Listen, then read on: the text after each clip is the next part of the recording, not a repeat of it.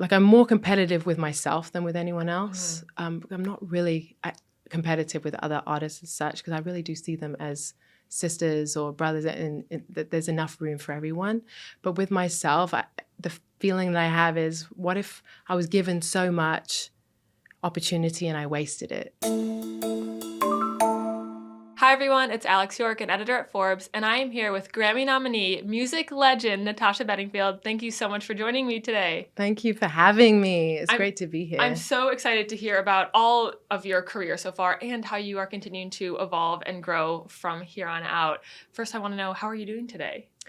It's so fun to be here. This is such a legendary magazine, and just to be here behind the scenes and see the building and everything. It's so cool. Well, we're very glad to have you. Thank you. We just did a TV this morning. We were on CBS. We're just kind of enjoying being in the city, actually. Yeah, I was going to ask, you're on a bit of a press tour right now. Yes. You announced this morning that you're going on a North American tour. Yes. Can you tell me a little bit more about that? What are you preparing for right now? So I have an amazing band. We've been doing so many festivals, and we actually have sung a lot of colleges this year and all the different kinds of things, because there's been such a demand, particularly for one of my songs. And we were like, let's do a tour, because there's something about doing your own headline show that's just like something else. You really can kind of, you have a lot more, I guess, power over what you want to do. And it's going to be so fun. I'm so happy that it's been announced today. And I think we'll just keep adding more and more shows as the year goes on into next year. But the song, like Unwritten, has just done so well in the last 2 years, especially last year.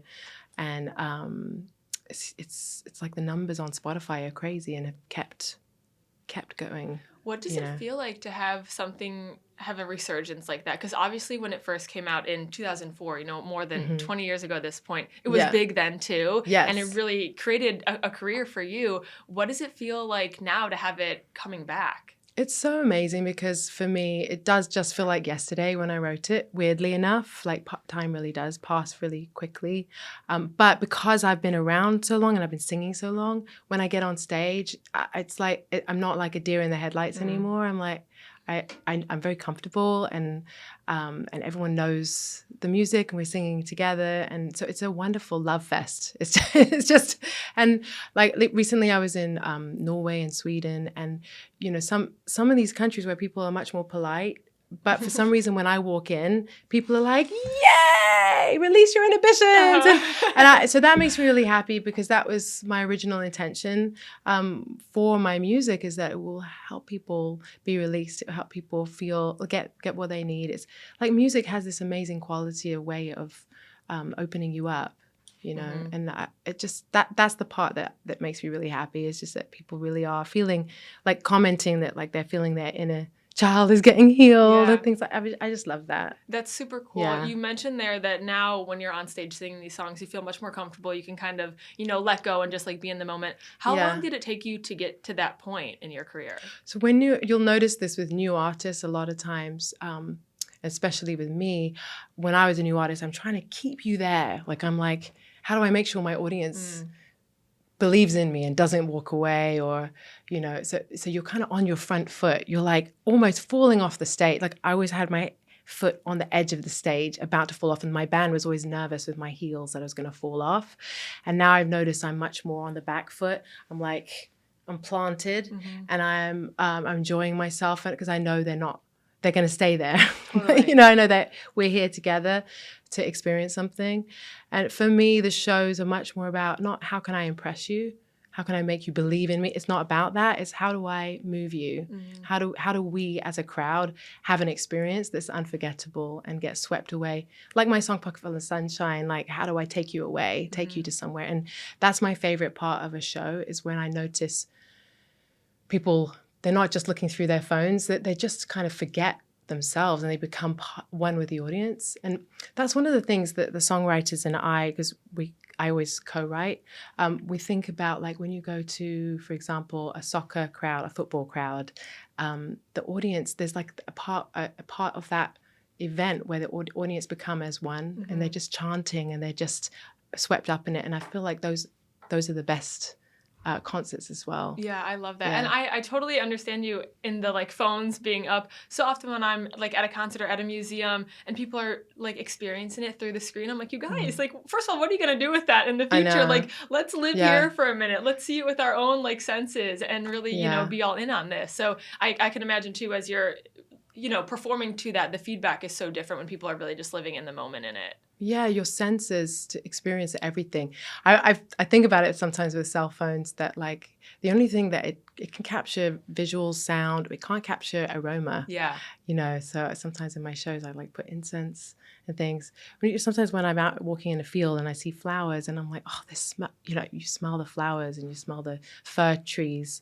You know, it's like your phone's not going to capture that. Mm-hmm. Yeah, definitely. What is a typical day on tour like for you? How are you like preparing for these shows? What mindset are you in? What does that look like? I just try to keep the stamina up, and like I do a lot of yoga. I warm up my vocals. My band is amazing. We do a lot of like, you know, sound checking and warming up, and it's just very important for me that the vibes are good.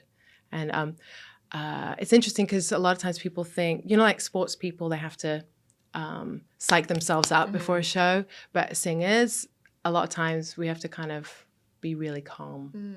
So I spend a lot of time being calm. Okay, cool. And I do my own hair and makeup. It's one of the rituals for me. In terms of this career that you've had, I want to go back a little bit to when you were first starting out. When you were 22 years old is when the album Unwritten came out, correct? Yeah. What were you doing prior to the release of this? Did you expect it to change your life in this way? Or take me back to that moment.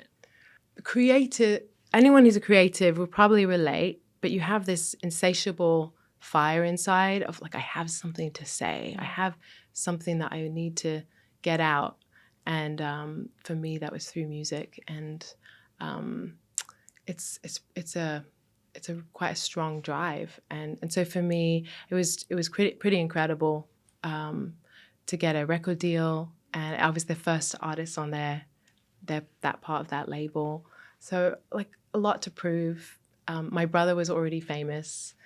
He'd already had 2 hits all over the world, Daniel Bedingfield, and so I was the sister of a famous guy, and he's so talented, and he was telling everyone else to listen to my music. So I was really like motivated to prove something. And I also had a lot of people telling me this, just to let you know, this is probably not gonna work. You know, it's like probability wise, like you wouldn't really normally have 2 people in the family. You know, I don't know why people do that to try to protect you. Right. It doesn't actually protect you. But what it did is it kind of actually lit a fire under me to kind of prove them wrong. Yeah. Did you feel a lot of pressure to do something big, especially watching your brother having had his success? Was there pressure or was it more excitement? What was the mindset? It was just that I know that was his thing, but he's my older brother. And I was like, I'm so sorry, but it's also my thing. And, you know, I think ideally in a family, wouldn't it be great if everyone has their own thing? But in my family, every sibling is amazing at music and writing. And so I have a sister, Nicola Bedingfield, who's incredible, and Josh Bedingfield. And it's the family. It's a family gifting, you know. So you just have to roll with it, like whatever your gifting is, and just do the best that you can. I think the thing that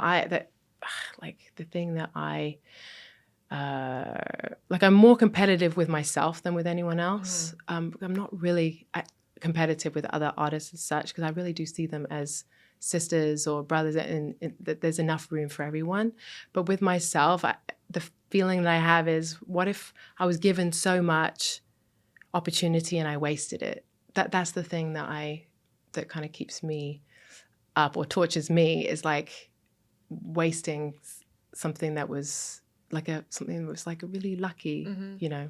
I also heard that your dad was the one that really encouraged you to not, you know, pursue school and pursue music instead. Yes. How did you create that relationship with him? Did you always have that sort of, you know, support behind what you wanted to do in your passions? Because, you know, in my role at Forbes, I cover the Forbes 30 under 30 list. And so many of these young people, some of them are like, my parents were entrepreneurs, they understood it. And another half of Mm-hmm. them are like, this was not at all what my parents thought I was going to be doing with my life. They wanted me to get this degree and go on this linear career path. And, I think that those like pressures inevitably are going to come from your parents. So what was that relationship like with you guys? I'm really very fortunate in having parents that were extremely encouraging. Mm-hmm. And I know how rare that is actually. I mean, I know every parent loves their kids, but everyone has different methods. For me, it was exactly what I needed, to have parents who really believed in me. And my dad was one of the ones who encouraged me to quit university. Mm-hmm. I was doing psychology.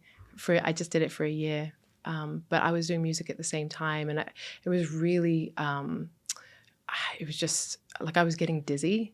Like, because I was trying to do too many things at once. And I was doing my B dream, this is what do you call it when you, if this doesn't work out, I'll just be a psychologist, like this is like a plan B. Yeah, the plan B. Mm-hmm. And my dad encouraged me to do plan A, which is, for me, felt so outrageous because it's kind of what everyone wants. Mm-hmm. And it was. I'm really grateful for that. Now that you are a mother, would you have the same approach, or would you advise, your kids to go down this path of pursuing music, pursuing fame? There's so much that comes with that. What are your thoughts on that now? I mean, my kid is quite young, so I really hope that he's 7. Mm-hmm. I hope I'm able to do exactly what he needs when he's at that stage of his life. Right now, I just focus on trying to give him a good foundation, and for he will feel always supported. And then speaking of young kids right now, a lot of your music has totally had a resurgence, like we were talking about, especially with Gen Z on places like TikTok. Yeah. How has that changed your approach to making music, sharing music, marketing yourself, and just sharing your story? What has this like new generation meant for how you're approaching your own career? What I'm loving about the way that Gen Z is creative is that you have to be real. Mm-hmm. And where I think there's been a fatigue with filters. And so the next generation is like, no, you just put a filter on that. I can see that. Like there's no BS. And, imagine like spending years in school on Zoom. Like you're going to be used to seeing some double chins. And I think that you can see when someone's overthinking things on the camera picks up everything. So when you're kind of like using your camera as a mirror, like it's pretty obvious. And those are the things that when I first came out as an artist, you had to look perfect. There was definitely a kind of manufactured, like you had to check in with the team. Like you couldn't post anything or they had to post it for you, and you couldn't really put any images up without a label approving it. So like you would have a label come up to you and be like, did you know you look best from your left side? So always keep your head like this when you're talking, and the whole time that they're filming the music video, they're like chin down. Like you just get so much feedback about how you have to look. And what I've noticed about Gen Z is there's just much more of an emphasis on authenticity, which I just love that. And that's much more in line with who I am as a writer. Mm-hmm.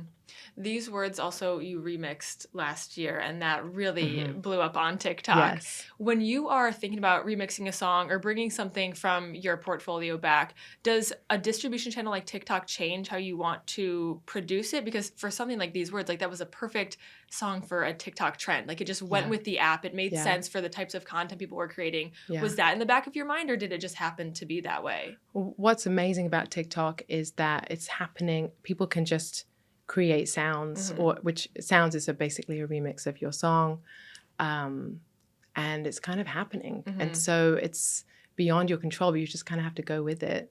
And artists who stress out about that, there are artists who feel like you're stealing my sound. But if you can go with it, if you can be creative with it, then it's a lot of fun. And so for me, because my view about songs is that they're living, breathing, evolving things. Like for me, when I make a song, I don't feel like it's ever finished. Obviously, with a song like Unwritten, like I don't think I'm ever finished. I don't think a song is ever finished. I think that you can keep creating. You can keep creating new versions. I love how Taylor Swift did new versions of her songs. So like a remix is like that. And I'm very happy for my songs to become someone else's song, for them to feel like it can go beyond me. What's been the biggest change in the music industry from when you started to now, like as a creative in it, but also like as a business in it as well? You know, we were talking about before, so many of you guys artists, it is a business that you're building for yourself and for so many people around you. What's been the biggest change in how that business functions from, 2004 to 2025? Every person in entertainment has to be able to wear a lot more hats. I've noticed a lot of women particularly are doing a lot of things. So like people might be an amazing writer, but they're also filming, like even writers, book writers have to now have amazing social media channels and probably be good at filming things and coming up with ideas. And it's much more challenging, but it's creative. Has your process to writing music changed over the time? I just feel like a good song is a good song. And I had some amazing mentors early on. I've always loved double entendres. I love double meanings. And I love to kind of put in some like just odd words in there and things like that. I think if anything, I overthink things less. I try to overthink things less because I've noticed the songs that I love, for example, like a band like Bon Iver, sometimes you don't even know what that song means. So I try to release myself from that a little bit because for me, the song meanings are so important because I'm a poet, and I always think about, can someone understand this? But I've released myself a little bit from that. Is there a song in your catalog that you feel like people have misunderstood or have taken it into their own meaning that was not the meaning that you had when you were writing it?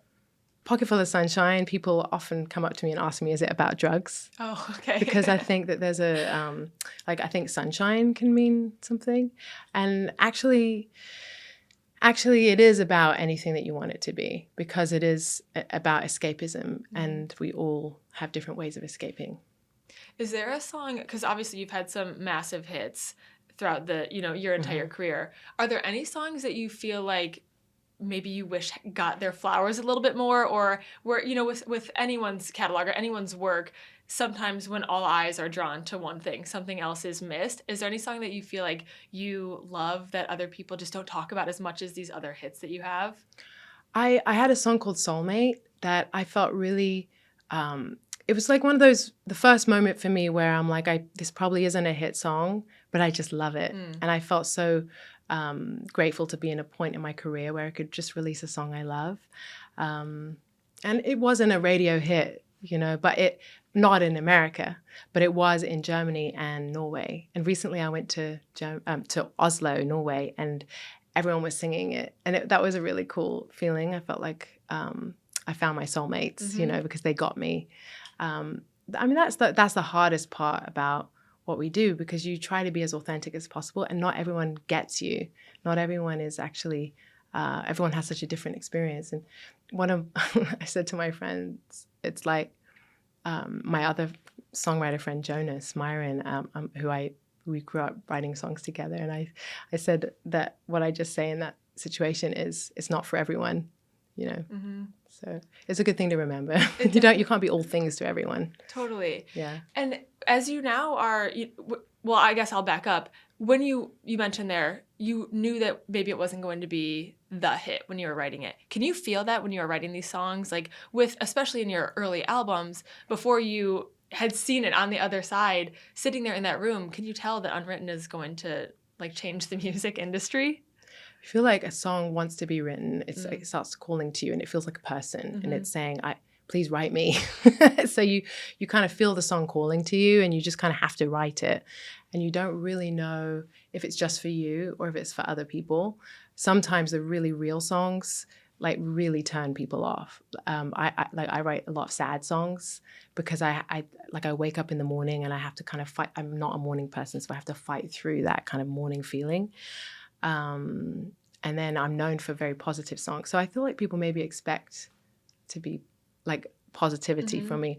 I went to a premiere and I met Baz Luhrmann, the director, and I was telling him I think people expect positive songs from me all the time. And he's like, well, then just make the music positive, which is a kind of a cool idea. He's like, just make a disco album. Are you thinking about that now as you are writing more songs? I hear that as you are going on tour, you're going to be writing while you're on tour as well. Yeah. How are you thinking about bringing those, new ideals or things that you really want to focus on into this, potential upcoming album? So I feel, for me, songwriting is you just putting a tenor up and you're listening to the gestalt. You're listening you really are listening with your heart and your spirit, and it's very spiritual. And you're reading the news, and so you just have to be. You're kind of like at the service of society, because that's your job, is to kind of be the voice of what the voices are saying. So I know that sounds really mystical, but that's kind of the way I see it. And I don't know, I'm kind of here, and it keeps you humble to think of it like that. I talk about this a lot with people who are building businesses, whether that's like a product or a service, and the line that you have to walk between building what you want to build versus what other people need from you. How do you find that line in terms of like creating these pieces? That's such a good question. Yeah, I mean, because it is a business. I think it's that line that every business has to walk, that where how do I fulfill my purpose, and how do I also it's not like give people what they're hoping for or need. It's just a line you have to kind of figure out. And especially if you're a people pleaser, it feels great to please people. So it's just, I think it's just being in tune and listening. Is there a trend in the music industry right now, or something that you feel like a lot of fans are looking for from you that maybe is the same as before, maybe it's something different based on what consumers are, interested in today? The thing that's the most challenging is there is a real need for authenticity. And when I'm on social media, I really am enjoying that from people. And it's challenging though, because you really have to accept yourself at warts and all. And I mean, I guess that's why it's good. That's the good side of social media.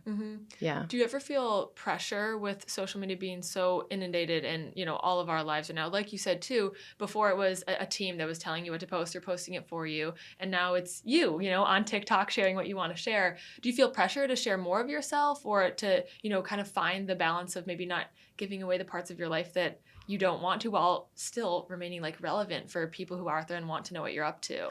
I'm always be a collaborator. I love collaborating, and I think the release comes from knowing you don't have to all do it all yourself. So I have someone I work with. Her name's Izzy, and we edit stuff together, and that's a lot of fun. It makes it a lot more fun, and it takes any kind of pressure away too, because you kind of have to think like a kid. You just kind of have to have fun and not be so precious about it. And you just post stuff and like just kind of release yourself from the outcome. Yeah, totally. Yeah. Some other people who are doing really great with their social media, like Will Smith, he totally catches that balance where it's fun, and sometimes it could be serious, but it's not like, he's not going to cry if he doesn't get as many views on one. Yeah, and that's the way kids are too, I think. Do you have any predictions for how the future of the music industry is going to shape up with things like TikTok or AI coming into play? What are you preparing for? What do you expect? My prediction is, because AI is actually making pretty good pop songs now, I think my prediction is that human music has to get much more real. There's also, one of my good friends, Imogen Heap, she is encouraging artists to own your own AI voice, which I think is a really good idea, because there's a lot of people right now who are trying to kind of probably rip artists off by just using, in the same way they did with photos. It's like using bits, frankenbites of all the things that are out there. So I think everyone who's creative should look into that. Just check out Imogen Heap's pages and stuff and see. It's definitely worth getting involved in that. But I think creativity is abounding, and we're never gonna. You can never take over from that. And but the thing that makes it human is it's imperfect. So you're going to have less. My prediction, hopefully, is you're going to have less auto tune. You're going to have less structure, more imperfections, more things like Doechii, where it's real, honest, gritty, and or even like Billie Eilish, where the songs, they don't follow a traditional shape as much. Are there any, maybe those are two examples, but are there any other up-and-comers right now that you feel like you're, looking at as someone who is really the future of the music industry today? I really love McGee. There's so much good music out there right now. I've really been diving deep in, and I love my friends who like play that stuff to me. There's a writer I've been working with called Brett Height, who's from a band called Friendship, and he like plays me all this new stuff, and I'm like so grateful. But what I'm noticing is there's just so much diversity in the music, and we're all ready for that and used to that now. So. And what's next for you? I know you're, like we mentioned, you're going on tour. You're going to be writing some more songs. What are you really most excited about as you continue to, chart your own unwritten path? Thank you. I love the way you brought it circled back. I'm just excited about the possibilities, and I don't think I'll ever get sick of singing the old songs, which is because it's just such a joy if everyone's singing with me. But I'm excited about the new music. I'm excited about doing tours, like my own headline tours, which is coming up and available today, which is so lovely that I get to talk to you today on that.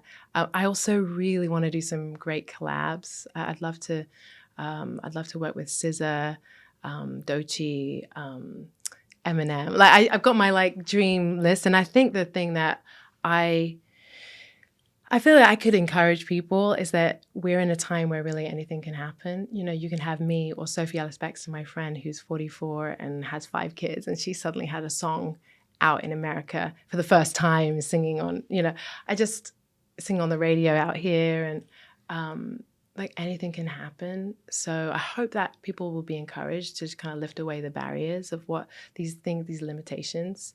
So if anything, I can keep encouraging people to do that, and including myself.